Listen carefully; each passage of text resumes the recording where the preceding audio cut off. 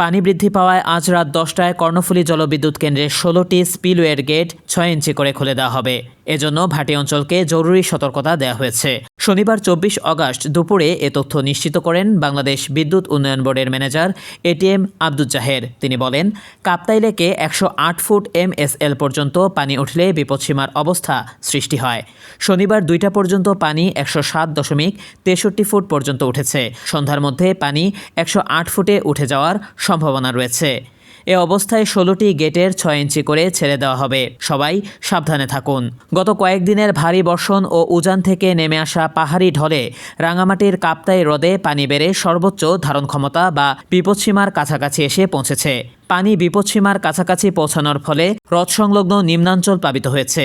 ইতোমধ্যে কাপ্তাই হ্রদের পানিতে হ্রদের নিম্নাঞ্চলের অনেকের ঘরবাড়ি প্লাবিত হয়েছে বলে খবর পাওয়া গেছে। দ্রুত সময়ে যদি কাপ্তাই বাঁধের পানি ছাড়ার ব্যবস্থা করা না হয়, তবে কাপ্তাই হ্রদ সংলগ্ন অনেক ঘরবাড়ি ক্ষতিগ্রস্ত হবে বলে জানা যায়।